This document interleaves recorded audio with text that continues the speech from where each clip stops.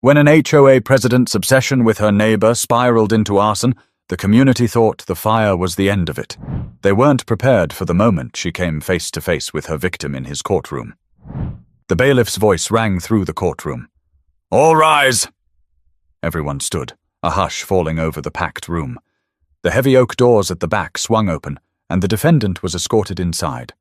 Shackled at the wrists, wearing a county-issued jumpsuit, Colleen Markham shuffled toward the front. Her eyes darted from the gallery to the judge's bench, as if searching for a familiar face that might offer her comfort. But what she saw instead stopped her cold. Sitting tall in his black robe, calm but unsmiling, was Judge Andre Colston, the very man whose house she had burned to the ground just days earlier. The air in the room felt charged, like static before a thunderstorm. A few people in the gallery whispered, shocked at the twist of fate. Colleen's knees buckled slightly, and the deputy had to steady her as she was guided into a seat. Andre's eyes met hers. They were steady, unreadable, but behind them lingered the weight of someone who had lost nearly everything. His home, his memories, his sense of safety. Because of the woman now sitting in front of him. For a moment, silence hung heavy. Then Andre's deep voice broke it. "Be seated." The benches creaked as people sat. The room was so quiet you could hear the faint click of pens from the reporters in the back. Colleen's attorney leaned in close. "Don't look at him," he whispered harshly. "Keep your eyes on me." But it was too late. The damage was done. The whole courtroom had witnessed that electric first glance between judge and defendant.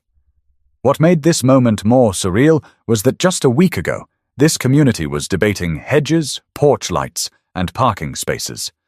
Now it was staring at the aftermath of a hate-fueled crime that could have ended lives. From his seat, Andre maintained composure, but inside his chest was a storm. Images of that night replayed, the crackling flames, the choking smoke, the sound of neighbors yelling his name, trying to help. He remembered clutching his briefcase, one of the only things he managed to salvage, while his home collapsed into glowing rubble. And now here she was. The woman who had started with petty complaints about mailbox colors, who sneered when he waved, who filed report after report with the HOA. The same woman who decided that burning down his house was the way to make her anger permanent. Colleen shifted in her chair, her face tight with defiance, but the tremor in her hands betrayed her fear. The courtroom felt like a movie scene, but this was real life. Reporters were scribbling furiously. A neighbor in the gallery covered her mouth with both hands, shaking her head as if she still couldn't believe who was sitting where. Andre inhaled slowly, steadying himself. He knew the world was watching him now. Every decision, every word he spoke would be dissected. Could he be fair? Could he sit in judgment of someone who had tried to erase him from his own life? Colleen's lawyer stood. "Your Honor, my client pleads not guilty." The words hung in the air like smoke, and a ripple moved through the room. Not guilty. Everyone knew what the investigators had said. Everyone had seen the footage, the gas can left near the fence line, the security cameras that caught her car circling the block. Andre kept his face neutral, though inside he felt the sting of insult. His house had been reduced to ashes, and here she was denying it all.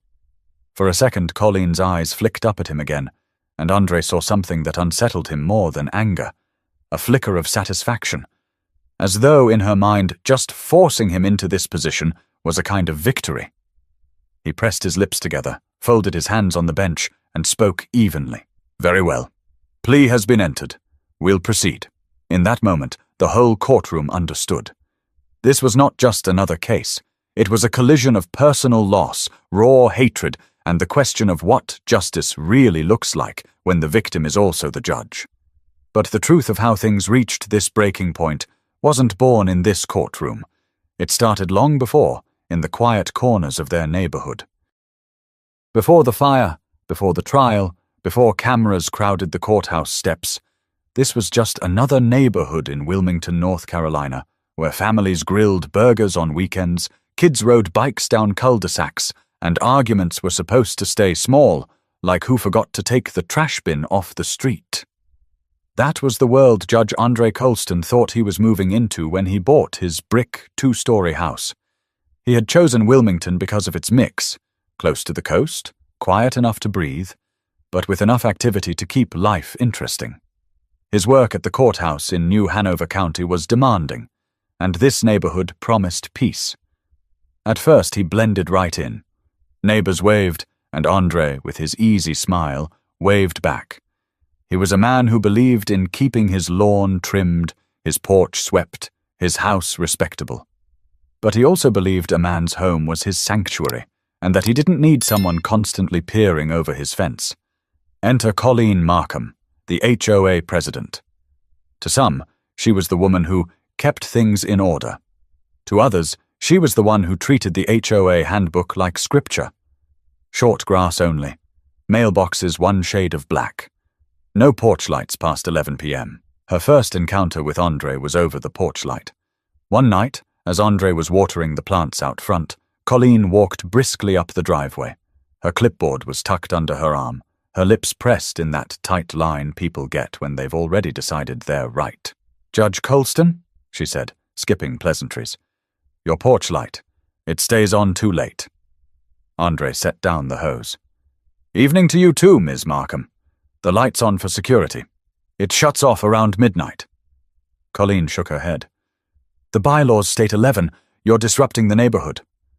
Andre studied her face. He'd dealt with arguments for decades. Angry defendants, stubborn attorneys, but something about Colleen's tone didn't sound like someone enforcing rules. It sounded personal. "Noted," he said calmly. "I'll look into it." That exchange might have ended there, but Colleen wasn't one to let things drop. A week later, Andre got a letter. His hedges were above regulation height. A few days after that, another complaint landed in his mailbox. "Mailbox color inconsistent with approved palette." Andre laughed it off at first. "If this is the biggest problem she can find," he told his friend Marcus Lee over the phone one evening, "then maybe this neighborhood is too perfect." Marcus chuckled. "Man, she sounds like the type who measures grass with a ruler. She showed up with a clipboard. I think she does." But the laughter didn't hide the truth. The letters, the visits, the stares from across the street were building tension. Andre could feel it pressing against him like humidity before a storm. Neighbors began noticing too. One, Linda Garvey, a retired teacher who lived 2 houses down, mentioned it at the mailbox. "She doesn't bother anyone like that except you," Linda whispered, lowering her voice. "It's strange." Andre shrugged. "Maybe I just got unlucky." But Linda frowned. "Unlucky doesn't send 3 letters in a month." Colleen's fixation grew obvious. If Andre parked his car a few inches too close to the curb, she snapped photos. If guests visited, she timed how long they stayed. Her obsession with rules began to look like something else entirely. And while some neighbors rolled their eyes at Colleen, no one spoke up at HOA meetings. She was loud, she was pushy, and frankly, most people preferred avoiding her altogether. One evening, Andre's younger sister, Sharon, stopped by for dinner. She noticed the pile of letters stacked on the counter. "All this from the HOA?" she asked, picking one up. "Every single one," Andre said. "Same handwriting, same signature." Sharon frowned. "You're a judge. You deal with high-profile cases. Are you sure this isn't more than just rules?" Andre stirred the pot on the stove, pausing for a moment. "I've thought about that, but I don't want to assume the worst. I'm just going to keep calm, keep doing my thing." But Colleen wasn't calming down. Each new complaint, each glare across the yard, felt like another brick in a wall she was building between them, and behind closed doors, her muttering grew darker. Neighbors overheard her at HOA meetings. "He thinks he's above everyone else," she snapped once. "But he's not." Andre tried to live above it, focusing on his work, his family, his quiet evenings at home. But even he couldn't ignore the way Colleen's shadow seemed to creep further into his life. But as bad as it seemed, this was only the beginning, because Colleen's fixation was about to shift from annoying letters to something far more dangerous. By spring, Colleen Markham's fixation on Judge Andre Colston had become impossible to miss. It wasn't just the letters anymore. It was the way she positioned herself, always watching, always scribbling notes. Neighbors who once rolled their eyes now whispered among themselves, wondering why she had turned a neighborhood association into her personal battleground. Andre tried to take it in stride. He'd handled heated trials, defendants cursing at him, even threats on his life. Compared to that, one obsessive neighbor seemed trivial. But home is different. Courtrooms are built for conflict. Houses are built for rest. And Andre found himself waking up some mornings already tense, wondering what fresh complaint might be waiting in his mailbox. One Saturday morning, as he clipped roses in the front yard, Colleen appeared again. No clipboard this time, just a camera phone in her hand. "You know the rules about yard waste," she called across the lawn, angling her phone as though gathering evidence. Andre straightened slowly, pruning shears in hand. "Good morning to you too. I take care of my yard. Always have." Colleen stepped closer, snapping another photo. "We'll see what the board says." Andre let the silence linger, then shook his head. "Miss Markham, do you really think this is how neighbors should treat each other?" Her eyes narrowed. "Neighbors follow the rules. Some people think they're above them." Before Andre could respond, a car pulled up, his longtime friend Victor Daniels stopping by to drop off fishing gear. Victor climbed out, tall and broad-shouldered, his easy grin cutting through the tension. "What's going on here?" Victor asked, glancing between the two. Colleen folded her arms. "Just ensuring compliance. That's my duty as president." Victor raised an eyebrow. "Duty? Lady, he's got the cleanest yard on this street." Her face flushed, and without another word, she stormed off toward her house, heels clicking against the pavement. Victor shook his head. "Man, she's got a problem. You'd better watch her." Andre sighed. "I've been watching. I just don't want to escalate it." But Colleen was escalating it herself. Neighbors reported hearing her muttering during her evening walks, sometimes stopping in front of Andre's home to stare. "She just stands there," one neighbor told Sharon, "like she's waiting for him to make a mistake." The complaints grew pettier, but also sharper. She accused Andre of hosting unauthorized gatherings when his sister brought friends over. She claimed his American flag was improperly displayed. She even filed a noise complaint when Andre's nephew practiced saxophone for school band at 5 p.m. on a Saturday. Andre finally decided to confront her directly. He walked across the street one evening and knocked on her door. When Colleen opened it, she didn't look surprised, almost as if she had been expecting him. "Miss Markham," Andre began, his voice even. "This has gone far enough. I've respected your position with the HOA, but your constant complaints are harassment. This isn't about rules anymore. This is personal." Her lips curled into something between a smirk and a sneer. "Personal? You think this is about you? I treat everyone the same." Andre leaned in slightly. "Then why is my mailbox the only one you check twice a week?" For a moment, Colleen's eyes flickered. Then she said flatly, "Because you don't belong here. Not the way you think you do." Andre's jaw clenched. He'd heard enough. "Good night, Miss Markham." As he turned, her voice followed him. "You can wear your robe in court, Judge, but it won't protect you here." Those words echoed in his head long after he closed his front door. Sharon urged him to document everything. "Keep the letters, keep notes on what she says. If she crosses the line, you'll need evidence." Andre agreed, though part of him resisted. He wanted his home to stay a home, not another courtroom. But Colleen wasn't giving him that choice. The next HOA meeting made her hostility public. When a neighbor praised Andre for helping shovel snow off driveways that winter, Colleen cut in sharply. "Good deeds don't excuse violations," she snapped. "This community has standards, and some people think they can ignore them because of who they are." Andre didn't respond. He just looked at her, calm and silent. But her words lingered with everyone in the room. The whispers afterward weren't about mailboxes or hedges anymore. They were about Colleen, and how far she was willing to go. But while neighbors debated, Colleen was already planning her next move. And this time, it wouldn't be just letters or insults. It would be something far more dangerous. To understand how the conflict with Colleen hit so deeply, you have to see Andre Colston not just as a judge, but as a man. At 54, he had worked hard to build a life that balanced duty and peace. His days were filled with cases. Some messy, some heartbreaking, but his evenings were supposed to be calm. Home was where he shed the weight of the robe. Andre's house in Wilmington wasn't just brick and mortar. It was the place where his late wife, Janice, had planted hydrangeas along the side fence, where his nephew once learned how to ride a bike in the driveway, where laughter from family cookouts carried into the summer air.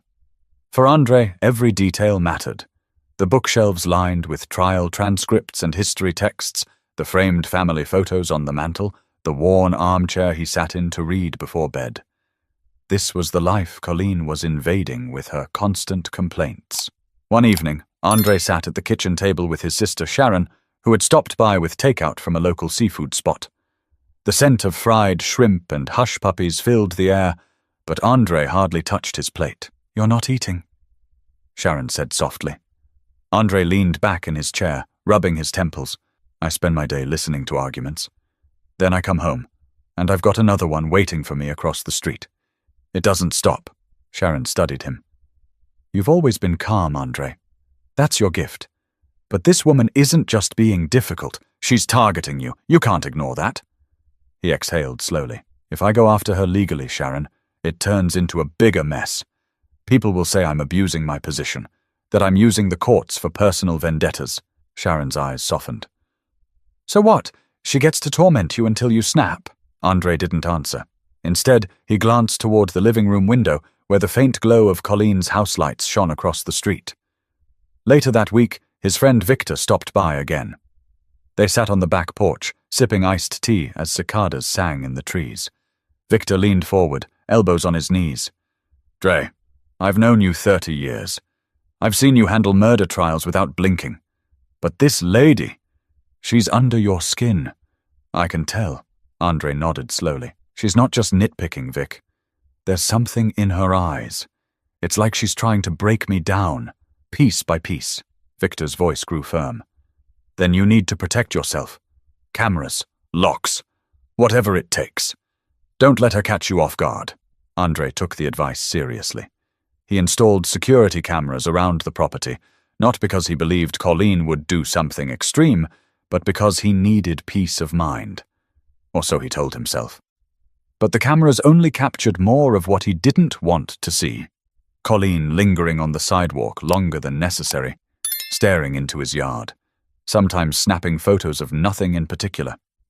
One night, Andre replayed the footage with Sharon watching beside him. "She's obsessed," Sharon whispered. "Look at her, just standing there at midnight. This isn't normal." Andre frowned. "Obsession is one thing. Malice is another. I need to figure out which one this is." Still, he tried to keep life moving. He worked his cases, he visited family, he mentored young attorneys who came through his courtroom. On Sundays, he attended service at a small Baptist church, where he found temporary comfort in hymns and handshakes. But no matter where he went, home loomed in the back of his mind. Home was supposed to heal him, but with Colleen circling, it felt more and more like a courtroom of its own, one where the trial never ended. One Friday evening, he sat on his porch with his nephew, Julian, who had just turned 16. The boy looked at the stack of letters on the table beside them. "Uncle Dre," Julian asked, "why don't you just move?" Andre looked at him, surprised by the bluntness. "Move? This is my home, Jules. I built this life here. Why should I leave because someone else can't stand me?" Julian shrugged. "I don't know. Just seems easier." Andre smiled faintly. "Easy isn't always right. If I run from people like her, she wins. And more than that, what lesson would that teach you?" Julian thought about it, then nodded slowly. Andre leaned back, staring at the fading light in the sky. He wanted to believe his words, to believe that patience and integrity would be enough.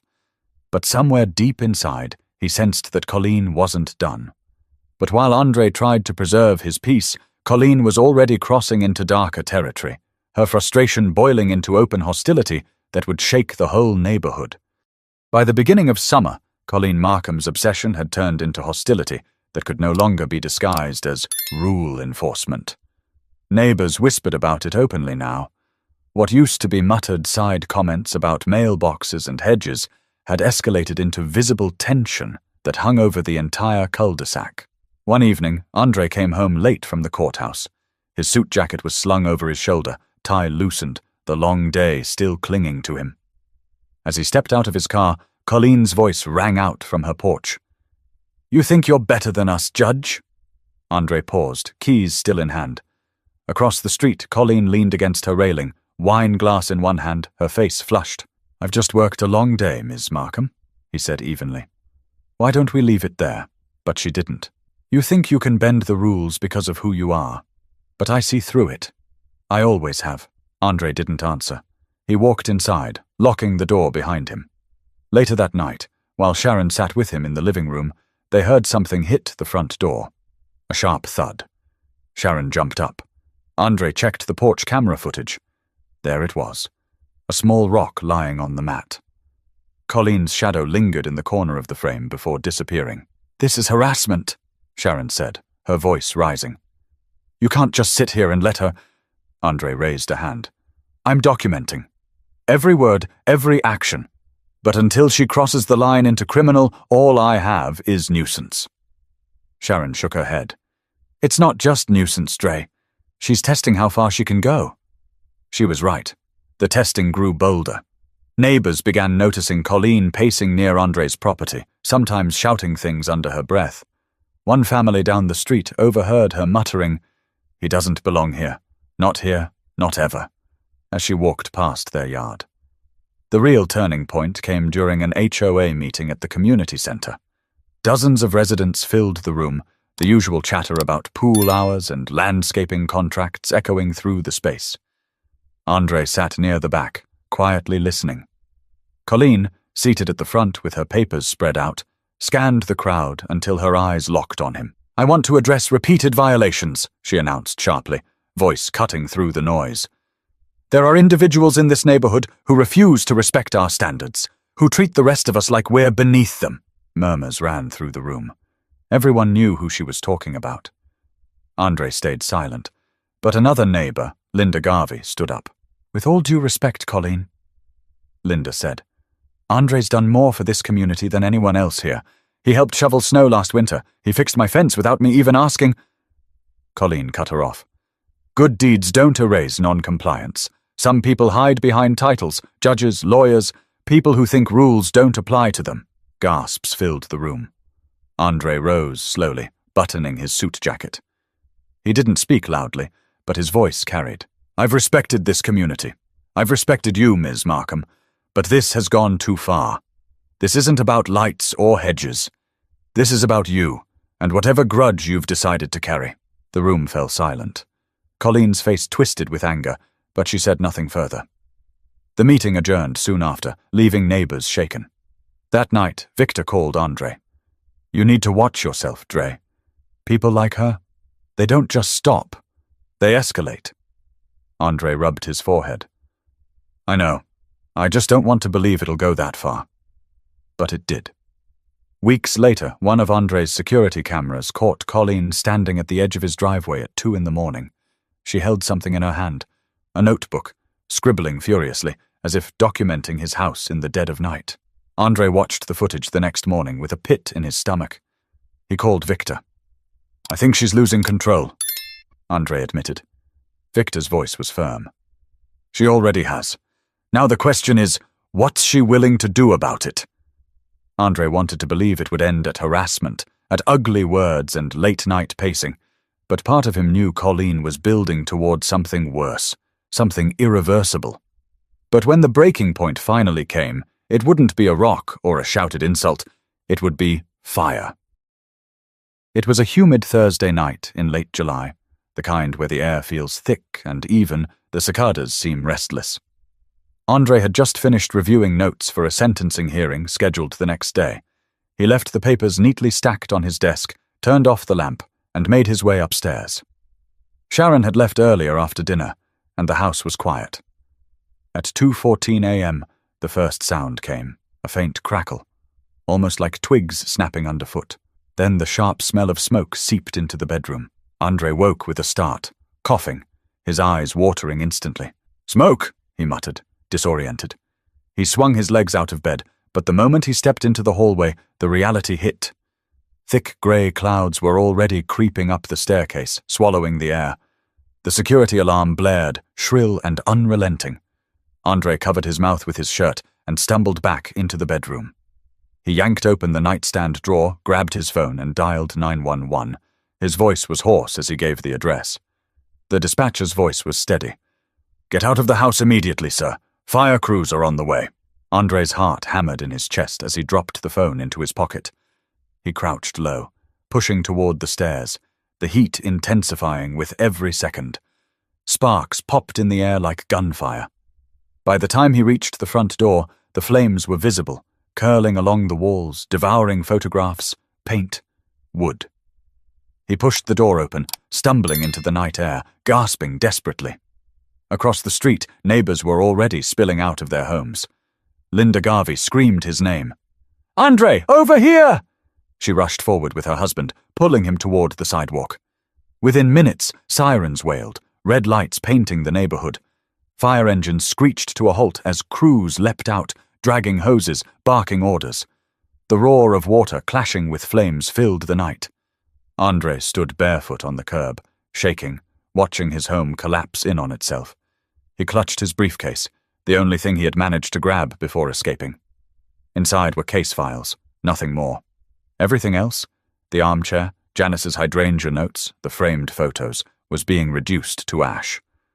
Victor arrived 15 minutes later, having sped across town the moment he got Linda's frantic call. He gripped Andre's shoulder hard. "My God, Dre. You okay? You breathing?" Andre nodded weakly, coughing. His eyes never left the house. "She did this," he whispered. "I know she did." Victor's jaw tightened. "Who else would? The whole street's been watching her lose it." Investigators worked until dawn. By daylight, the fire was out. But the house was a blackened skeleton, windows melted, roof caved in. Neighbors lingered, stunned at the devastation. A fire marshal approached Andre, clipboard in hand. "Preliminary signs point to arson," he said. "Accelerants near the fence line. We'll need to run full tests, but this wasn't an accident." Andre nodded slowly. "I already knew." 2 days later, detectives knocked on Colleen Markham's door. Surveillance cameras from Andre's property and 2 neighbors' homes had caught her car circling the block just before the flames erupted.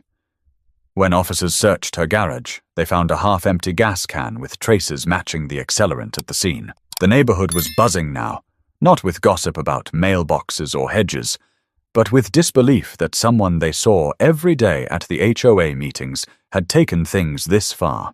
When officers led Colleen away in handcuffs, a small crowd of neighbors gathered at the edge of the street. She didn't hang her head. She didn't cry. She stared straight ahead, her chin lifted as if daring anyone to challenge her. Linda whispered to Victor, "She looks proud of herself." Victor muttered back, "That woman's sick." Andre stood at a distance, watching. His home was gone, but his composure remained. Inside, though, he felt something twist painfully, an ache, deeper than loss. It wasn't just his house that burned. It was the trust that a neighborhood was supposed to represent, the fragile belief that home was sacred ground. As firefighters sifted through the rubble days later, Andre picked through what remained, pulling out a half-burned photo of Janice and Julian at a picnic. The edges were charred, faces smudged by smoke, but he held onto it like it was gold. Victor walked beside him. "Dre, I don't even have words. But she's going to pay for this. You know that, right?" Andre looked at the ruins, then back at Victor. His voice was steady, but heavy. "Justice takes time, and justice has to be fair. Even for her." Victor shook his head. "You're a better man than me." Andre didn't answer. He just kept staring at what was left of his life. But as devastating as the fire was, the real shock hadn't come yet. Because just days later, Andre would walk into his own courtroom and see the woman who tried to erase him, sitting at the defendant's table. In the days after the fire, the smell of charred wood lingered over the neighborhood like a shadow. The blackened frame of Andre's house stood as a reminder of how quickly life could collapse. But even as neighbors dropped off casseroles and bottled water, detectives were already combing through every inch of the rubble. Andre sat on a folding chair in the driveway across the street, watching investigators sift through ashes with gloved hands. He tried to keep still, but his knee bounced restlessly. His home was a crime scene now, fenced off with yellow tape. Every creak of boots on scorched wood reminded him of what he'd lost. Detective Reuben Ortiz, a stocky man with graying hair and a no-nonsense demeanor, crouched near the fence line with his partner, Maya Dunlop. She was younger, sharp-eyed, and methodical. Together they bagged soil samples and chunks of melted siding. Ortiz walked over to Andre. "Judge Colston, we found traces of accelerant along the side of the house. Whoever set this fire wanted it to spread fast." Andre nodded grimly. "I'm not surprised." Dunlop joined them, holding a small evidence bag. Inside was a melted plastic nozzle from a gas can. "We'll send this to the lab, but odds are it matches the residue we pulled." Andre took a deep breath. "And you've already looked at the footage from my security cameras?" Ortiz nodded. "Your cameras caught a dark SUV circling the block around 2 a.m. One of your neighbor's doorbell cams confirmed the plate. It's registered to Colleen Markham." Andre's jaw tightened. "Of course it is." Dunlop glanced at him. "She's been harassing you, correct?" "Yes, for months. Letters, complaints, even threats." Ortiz scribbled on his notepad. "We'll need copies of everything. The letters, any recordings you've got. If this goes to trial, we'll need to show a pattern of behavior." Andre gestured toward Sharon, who had arrived carrying a large folder. "My sister's been keeping records." Sharon handed the folder to Ortiz. "Every complaint she filed, every letter she slipped into his mailbox. I knew it would come to this." Ortiz flipped through the documents, his expression hardening. "This is good. It paints a clear picture." Meanwhile, the neighborhood buzzed with gossip. Linda Garvey told detectives she had seen Colleen pacing near Andre's property late at night. Another neighbor, Pauline Rivers, swore she heard Colleen muttering, "He doesn't belong here," just days before the fire. One evening, Andre overheard 2 teenagers down the block talking. "Man, did you see the fire? That lady's crazy. Everyone knew she was after him." Their voices carried the mix of fear and fascination that tragedy always seemed to draw. Colleen, meanwhile, stayed locked inside her home. Curtains drawn, blinds shut. Neighbors watched as unmarked cars came and went. When officers finally arrived with a warrant, they emerged carrying a gas can from her garage. Tests confirmed it contained the same accelerant used in the fire. The arrest came quietly but firmly. Detectives Ortiz and Dunlop approached her door in the early morning, their knock echoing in the stillness. "Ms. Markham," Ortiz said as she opened the door. "You're under arrest for arson and criminal mischief. You have the right to remain silent." Colleen didn't protest. She didn't cry. She simply lifted her chin, hands trembling slightly as officers cuffed her wrists. Neighbors stood at a distance, whispering, some recording with their phones. As she was led to the squad car, Linda muttered, "I knew she'd snap, but burning a man's house? That's evil." Victor, standing beside Andre, crossed his arms tightly. "She's not just obsessed. She's dangerous." Andre's face was unreadable, but inside he felt a heavy pull.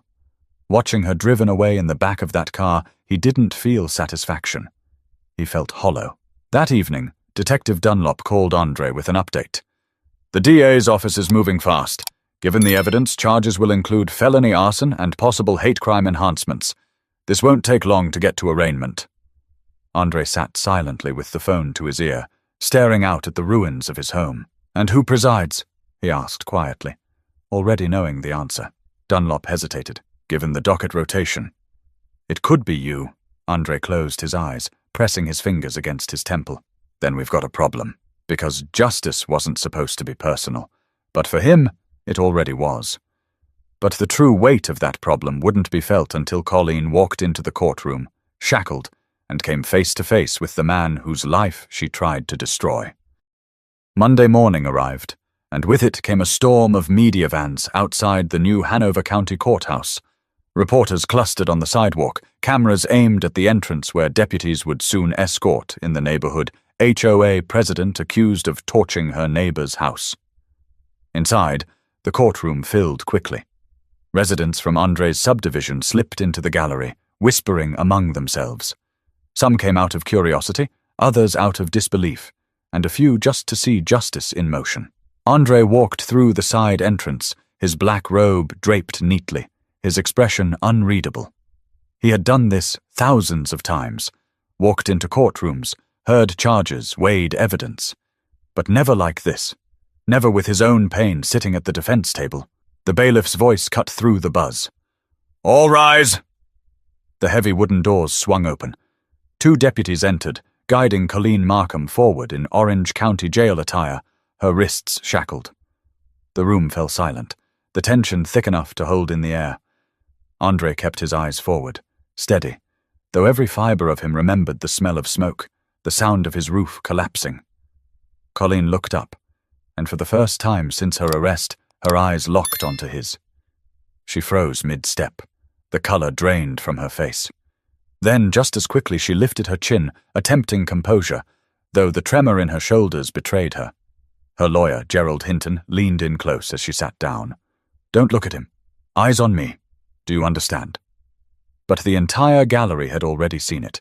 The instant recognition, the collision of victim and judge in the same room. Andre cleared his throat. His voice carried with the calm authority that had defined his career. "Court is now in session. Case of State versus Markham." A reporter scribbled furiously in the back row, whispering to a colleague, "The judge is the victim. This is unprecedented." Gerald rose. "Your Honor, before we proceed, I need to address the obvious conflict here. With all due respect, this case cannot move forward under your jurisdiction." Andre's hands folded tightly on the bench. "That will be noted. But until reassignment is confirmed, I will continue with today's proceedings." Gasps fluttered through the gallery. Colleen's eyes widened, and she muttered under her breath, "This is a setup." Andre leaned forward, his tone firm.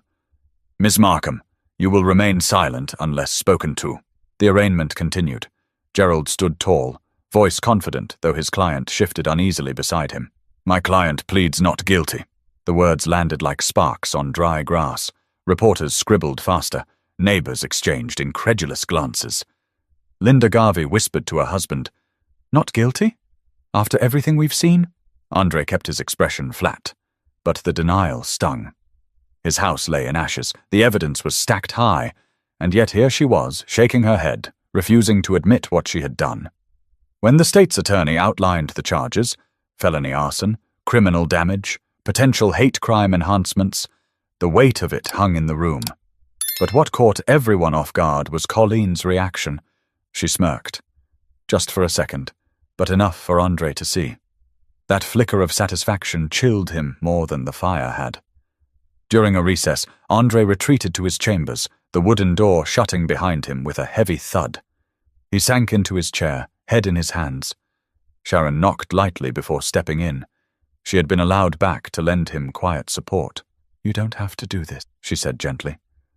"Let another judge take it." Andre looked up, his eyes tired but resolute. "I can't just walk away, Sharon. What message does that send? That fear can chase me off the bench? That she wins twice?" Sharon's voice dropped. "This isn't just another defendant, Andre. This is personal." "I know," he whispered. "But if justice isn't tested when it's hardest, then what's it worth?" Back in the courtroom, as the session resumed, Andre adjusted his robe, lifted his gavel, and stared across at the woman who had tried to erase his life. For Colleen, the sight of him behind that bench seemed to rattle her resolve. Her smirk faded, her hands fidgeted.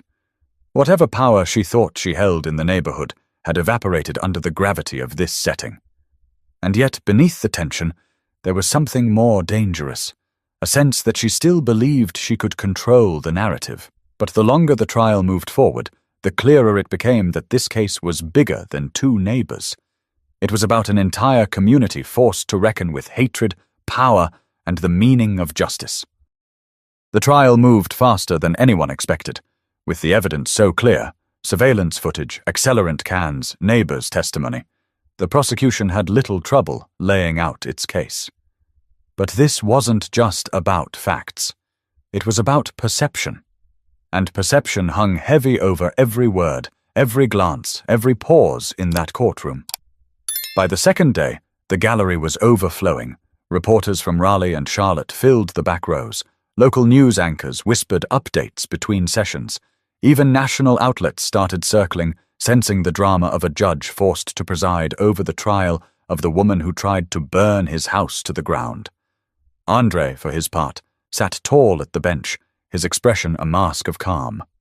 But inside, his heart thudded with every detail replayed by prosecutors.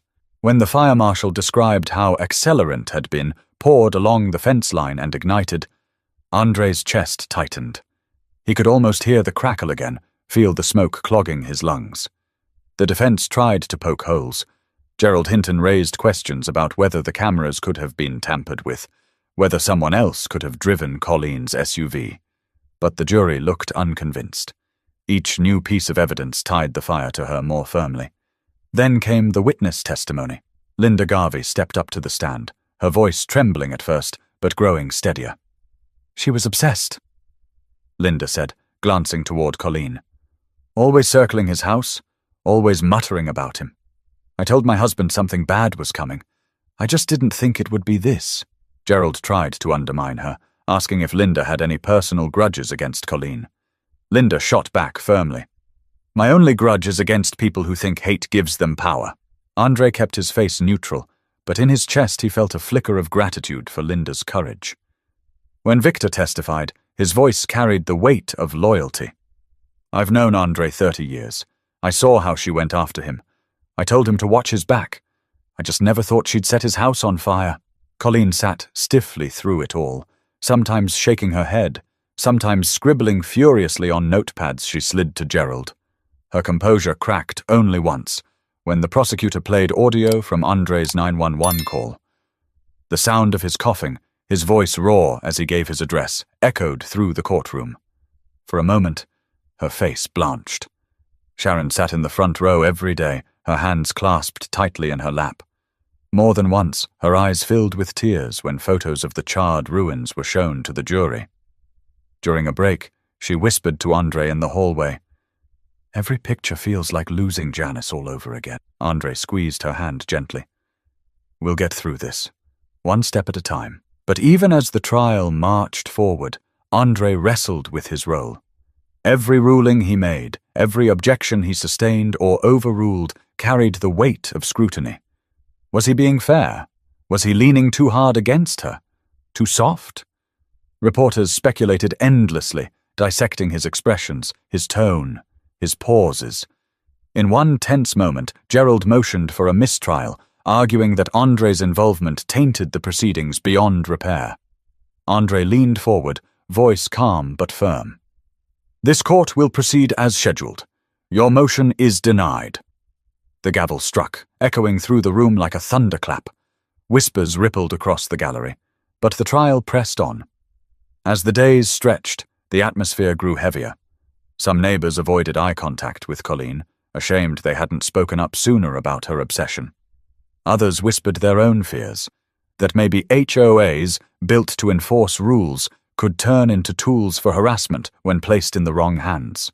By the final arguments, the tension was thick enough to choke on. The prosecutor stood tall, pointing to the charred photographs displayed on easels. "This wasn't about rules," she declared. "This was about hate. This was about obsession turned violent. Judge Colston lost his home, but he did not lose his life. And that's the only reason we're here talking about arson instead of murder." Gerald countered with desperation. He painted Colleen as stressed, misunderstood, unfairly vilified. But the jury's faces were hard, their eyes locked on her with a mix of disbelief and anger. Andre listened, silent, his face unreadable. But inside, he knew the truth. Whatever verdict came, nothing could bring back what had burned. But when the jury returned with their decision, the weight of the community's conscience would finally be laid bare. For Colleen, for Andre, and for everyone who watched hatred cross a line no one thought possible. The jury filed back into the room after just 4 hours of deliberation. The gallery stood hushed, eyes locked on the panel of men and women carrying the weight of the community's decision. Andre sat at the bench, his hands clasped together so tightly his knuckles whitened beneath the robe. The foreperson rose, paper in hand. "We, the jury, find the defendant, Colleen Markham, guilty of felony arson, guilty of destruction of property, and guilty of aggravated harassment with hate crime enhancement." The words rippled through the room. Sharon closed her eyes, her shoulders shaking with relief. Victor exhaled sharply, muttering. Linda reached for her husband's hand, whispering a silent prayer.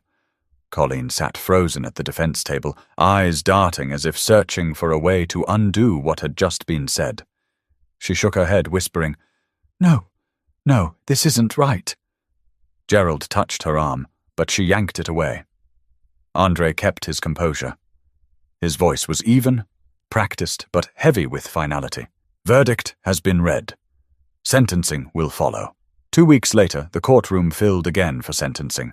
Colleen stood before the bench, chains clinking faintly at her wrists. Her once pressed blouses and stiff posture were gone, replaced by a weary figure in jail attire. The prosecutor spoke first, emphasizing the danger of her crime. "This wasn't an accident, Your Honor. It was deliberate. A community cannot thrive under the shadow of fear. Justice demands accountability." Gerald attempted leniency, painting Colleen as a woman overwhelmed by pressure, consumed by stress. But the words rang hollow. When it came time for Andre to speak, the room seemed to lean forward. He removed his glasses, set them gently on the bench, and looked at Colleen directly. "You burned down my home," he said slowly, his voice measured. "You destroyed years of memories. You endangered my life and the lives of my neighbors. And for what? Because you could not see me as your equal." Colleen stared at the floor, her lips trembling but silent. Andre continued, his voice steady but thick with something deeper. "I have spent my life believing in justice. I believe it should be blind, fair, and unwavering. Today, I am reminded that justice is not about vengeance. It is about truth. And the truth is simple. You chose hate. You chose violence. And now you must live with the consequences of those choices." The sentence came down. 22 years in prison, with eligibility for parole after 15. The gavel struck once, echoing finality through the chamber. Outside the courthouse, reporters swarmed, microphones extended, asking for Andre's reaction. He spoke briefly, his words firm but reflective. "I lost a house," he said. "But what we all risk losing is bigger than wood and brick. We risk losing the idea that neighbors look out for one another. Hate begins small. Petty complaints, sharp words, and if it's left unchecked, it grows into something destructive. We cannot ignore it when we see it. We have to confront it." That night, Andre stood on the sidewalk across from the charred remains of his home. Reconstruction would take months, maybe longer. But as he stared at the empty lot where his memories once lived, he felt something shift inside. Sharon joined him, placing a hand on his shoulder. "You did it, Dre. You stayed true to who you are." He nodded quietly. "Justice isn't easy, but if it was, it wouldn't mean anything." Neighbors began approaching, some with casseroles again, others just to shake his hand. They thanked him, not for being a judge, but for showing them what it meant to hold steady when hate tried to push a man off course. Victor clapped him on the back. "You didn't just win a case. You showed people what courage looks like." Andre smiled faintly. "Courage isn't the absence of fear. It's choosing not to let fear decide what happens next." As the crowd thinned and the night grew quiet, Andre whispered to himself words he wished his late wife could hear. "We're still standing. That's enough." The story of Colleen Markham spread beyond Wilmington, shared in news articles, court blogs, and dinner table conversations. But for those who lived it, the lesson was clear. Obsession fueled by prejudice can destroy, but dignity and justice can rebuild what hate tries to erase. And that's the reminder we all need today. Hatred grows when good people look away. Don't look away. Stand up. Speak out. Protect what's right, even when it costs you something. If you want to hear more stories that challenge, unsettle, and remind us what's at stake when we choose justice over hate, make sure you subscribe and stay with us. Because these aren't just stories, they're warnings, lessons, and glimpses of what it means to be